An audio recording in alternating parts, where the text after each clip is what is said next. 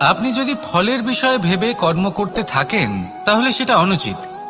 জীবনের আসল আনন্দ হলো নিজের কর্ম করতে থাকা, ফলের চিন্তা করা উচিত নয়। যদি আপনি এরকম ভাবেন যে আমি এতটা করছি, আমার এতটা পাওয়া উচিত, সেই ভাবনা অনুচিত।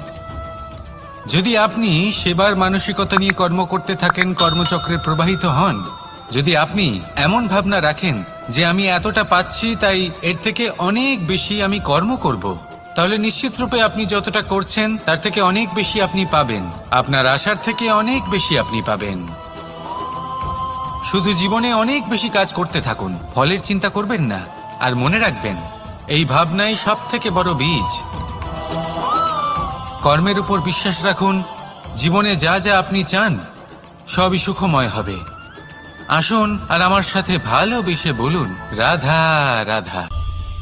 আমরা সকলেই কামনা করি, আমরা সবাই সেটা প্রাপ্ত করতে চাই যা আজ পর্যন্ত কেউ প্রাপ্ত করেনি, সেটা পেতে চাই যা আজ পর্যন্ত কেউ পেতে পারেনি, সেটাই কাছে রাখতে চাই যা আজ পর্যন্ত কখনো আমরা পাইনি। এবার সেটা কিভাবে করা যেতে পারে? যদি আপনি সেটা প্রাপ্ত করতে চান যা আজ পর্যন্ত আপনি কখনো পাননি, তাহলে আপনাকে সেটা করে দেখাতে হবে যা আজ পর্যন্ত আপনি কখনো করেননি। সেই চেষ্টা করতে হবে যা আজ পর্যন্ত কখনো করেননি, সেই পরিশ্রম করতে হবে যা আজ পর্যন্ত কখনো করেননি। তবেই আপনি সেটা পাবেন যা আজ পর্যন্ত কখনো পাননি। কারণ যেমন বীজ বপন করবেন তেমনই অঙ্কুর আপনি লাভ করবেন। আসুন আর আমার সাথে ভালোবেসে বলুন, রাধা রাধা। মানুষ কতটা বিচিত্র হতে পারে, সব সময় স্বপ্ন দেখতে থাকে যে কাল আমি এটা করব, কাল আমি ওটা শুরু করব, কাল আমি ওটা সম্পন্ন করব। এই যে কাল শব্দটা, এই কাল অত্যন্ত বিচিত্র এক শব্দ। আমরা সবসময় এটাকে আসতে দেখতে পাই, কিন্তু এটা আসাতে বর্তমানে পরিণত হয়। আবার আজ নতুন কাল দেখতে পাই, তার জন্য অপেক্ষা করি, যখন সেটা সামনে আসে বর্তমানে পরিণত হয়। এই কাল সবসময় একটা মিথ্যে সান্ত্বনা দেয় যে সে আসছে, কিন্তু সে কখনোই আসে না। যেটা আপনার হাতে রয়েছে তা হলো আজ, বর্তমান। তাই যা করার আছে, যা সম্পন্ন করতে চান, যা শুরু করতে চান, আজ করুন, বর্তমানে করুন। কারণ আজ আপনি যা করবেন সেটাই আপনার ভবিষ্যৎ নির্ধারিত করবে। ভবিষ্যতের বিষয় ভাবতে থাকলে ভবিষ্যৎ সুন্দর হবে না। আজ কর্ম করতে হবে।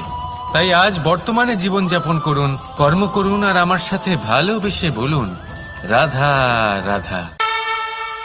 কথায় আছে, যখন আপনি যুদ্ধক্ষেত্রে দাঁড়িয়ে তখন শত্রুকে পিঠ দেখিয়ে পালিয়ে যাওয়া বা পিছু হটে যাওয়া অত্যন্ত অনুচিত যুদ্ধনীতি হয়।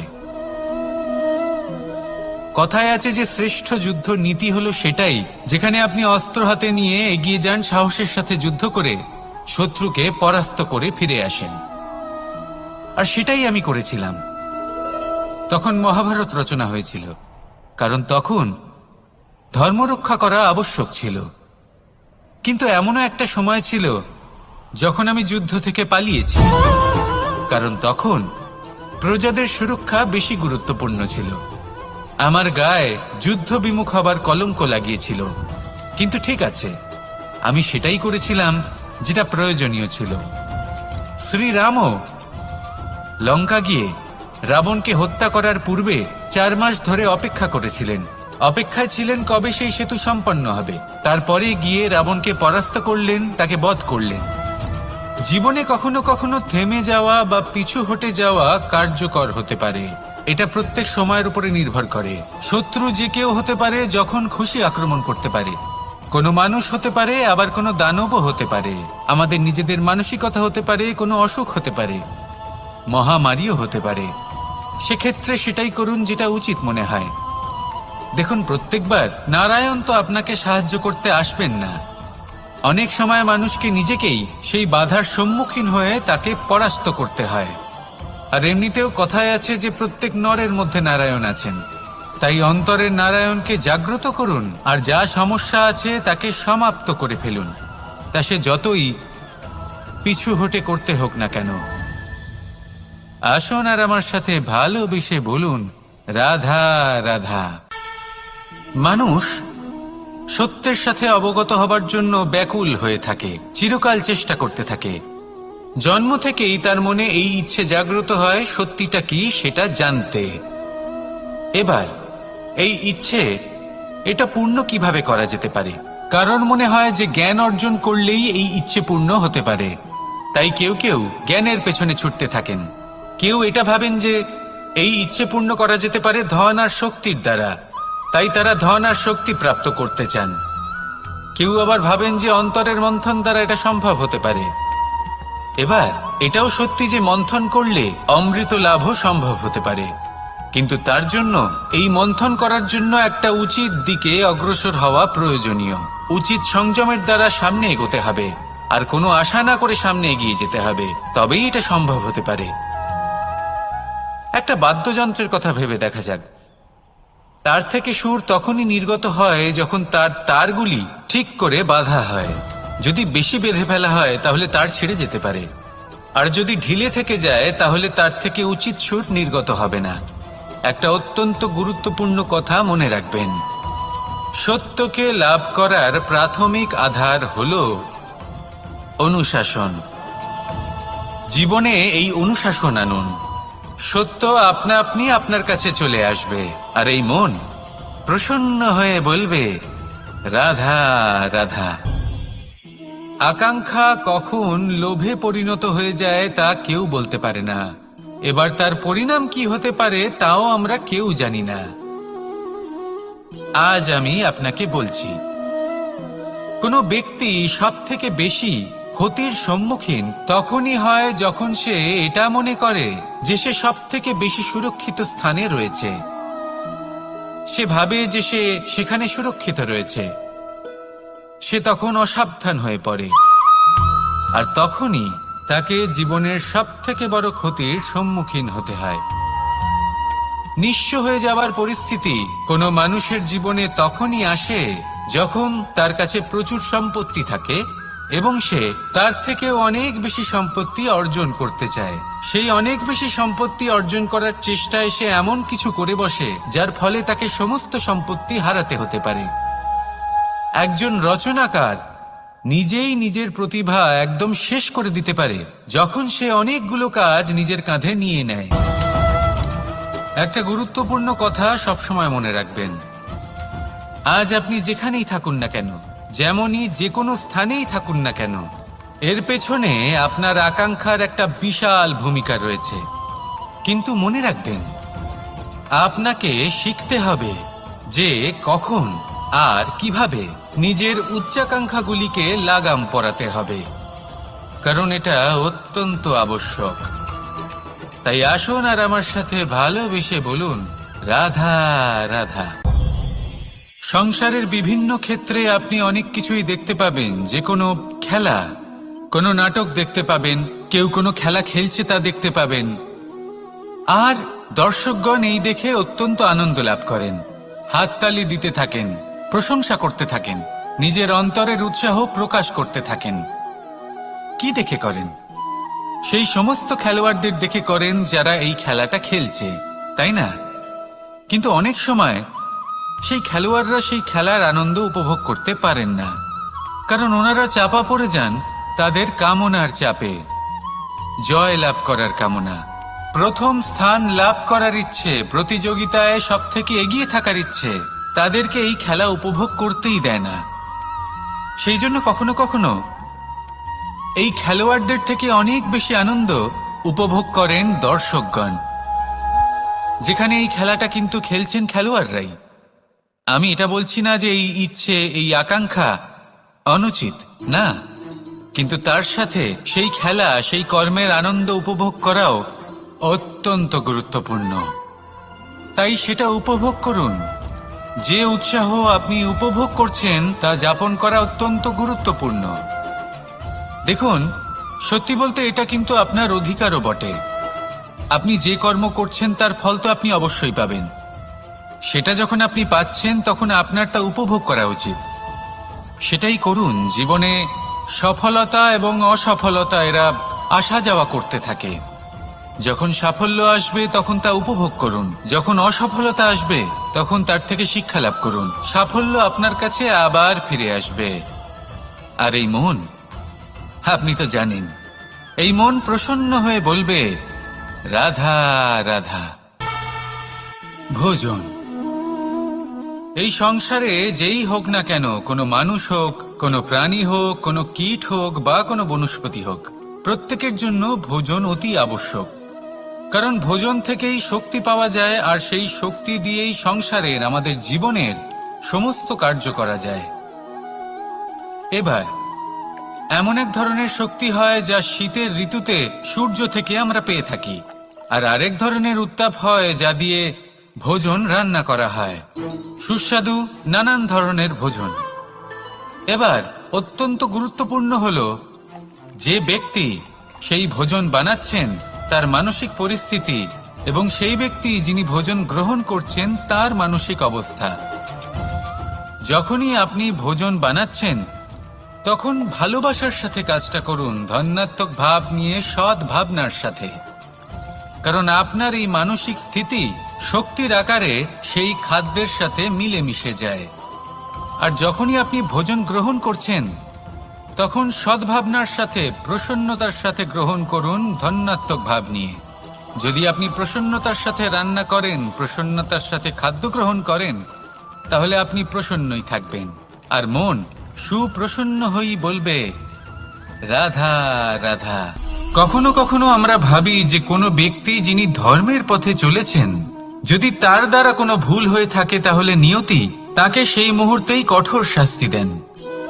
কিন্তু সেই সব মানুষ যারা সংসারের সবথেকে বড় অধর্মী, বহু নিকৃষ্ট মানের কাজ করেন, তাদের নিয়তি অনেক সুযোগ দেন। তাদের নিয়তি এরকম কঠোর প্রহার করেন না। এই ভাবনা কখনো না কখনো মনে আসেই। ভেবে দেখুন কেন? আসলে জীবনকে বেশিরভাগ মানুষ একভাবেই দেখে থাকেন, বিভিন্ন স্তরে একে দেখা উচিত। এবার আপনি বলুন, এই সংসারে কোনো অধর্মী কখনো প্রেরণার উৎস হতে পারেন? কখনোই নয়। যে মানুষ নিজের আত্মাকে মলিন করে ফেলেছেন, তিনি এই সংসারকে কিভাবে প্রেরণা যোগাবেন? উনি নিজেই বুঝতে পারেন না কোনটা করা উচিত, ধর্ম কোনটা।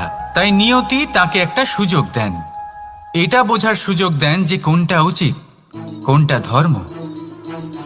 সুযোগ দেন নিজের বিবেক জাগিয়ে তোলার, তাকে সুযোগ দেন নিজের অন্তরাত্মার ডাক শোনার। যখন তাতেও কাজ হয় না, তখন নিয়তির কাছে একটাই পথ বাকি থাকে, আর তা হলো মহাবিনাশ। মহাবিনাশ হয়তো দেরিতেই আসতে পারে, কিন্তু তা অবশ্যই আসবে। আর যখন মহাবিনাশ আসে, তখন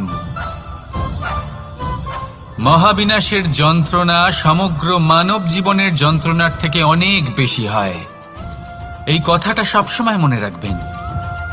আর অন্যদিকে যে মানুষ ধর্মের পথে চলছেন, তার দ্বারা যদি কোনো ভুল হয়ে থাকে, তখন নিয়তি তার পরীক্ষা নেন।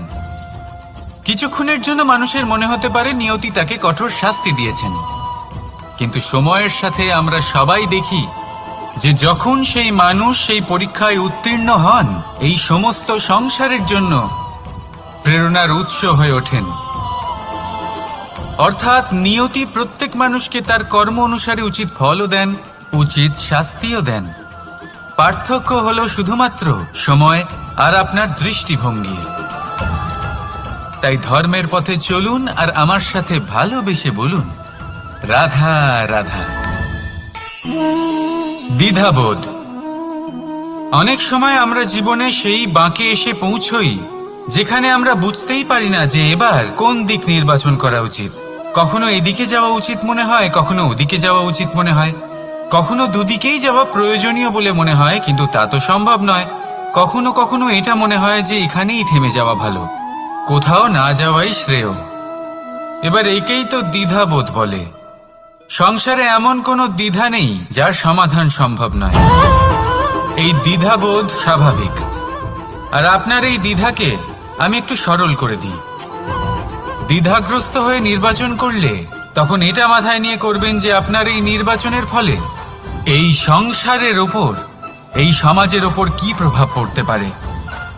নিজের লাভ ক্ষতির বিষয়ে ভাবা ছেড়ে দিন আর কর্ম করুন সংসারের মঙ্গলের জন্য, আগামী প্রজন্মের মঙ্গলের জন্য। ভাবুন আপনার এই নির্বাচনের জন্য কিভাবে তাদের জীবনের উদ্ধার সম্ভব। কারণ এই ভাবনাই হলো উচিত ভাবনা। কারণ অনেক সময় ওষুধ একটু কড়া মনে হতেই পারে, কিন্তু এই ওষুধই তো রোগ মুক্তি ঘটায়। সেইভাবে আপনাকেও এই দ্বিধার মুহূর্তে কঠিন নির্বাচন করতে হতে পারে। এই কঠিন নির্বাচন জীবনে কঠিন পরিস্থিতিও আনতে পারে, কিন্তু যদি এই নির্বাচন ধর্মসঙ্গত হয়, যদি এর দ্বারা সংসারের মঙ্গল হয়, তাহলে এই নির্বাচনই হলো সঠিক নির্বাচন। আসুন আমার সাথে ভালোবেসে বলুন, রাধা রাধা। মানুষ নানান ধরনের বাসনা পোষণ করেন। তাদের নানান ইচ্ছে থাকে, অভিলাষা থাকে, নানান কামনা করতে থাকেন, স্বপ্ন দেখেন, প্রার্থনা করেন যেন তা সফল হয়, নিজের সম্পন্নতা কামনা করেন, আর শেষে নিরাশ হয়ে যান কারণ এসব কিছুই পান না। আপনাকে একটা ছোট্ট উদাহরণ দিই। জঙ্গলের রাজা কাকে বলা হয়? সিংহকে। এবার যেহেতু সিংহ বনের রাজা, তাই হরিণ তো তার কাছে এসে এটা বলতে পারে না যে আপনি হলেন বনের রাজা, তাই আপনি আমাকে মেরে ফেলুন, আমাকে খেয়ে ফেলুন আর নিজের ক্ষুধা নিবারণ করুন। এমন তো হয় না। সিংহ যতই বনের রাজা হোক, তাকেও পরিশ্রম অবশ্যই করতে হয়, তবেই তার ক্ষুধা নিবারণ হয়। সেইভাবেই আপনার সমস্ত স্বপ্ন, আপনার সমস্ত ইচ্ছে, আপনার সমস্ত অভিলাষা, সমস্ত আকাঙ্ক্ষা পূরণ হবেই, অবশ্যই হবে, পরিশ্রমের দ্বারা। শুধু ভাবলেই হবে না।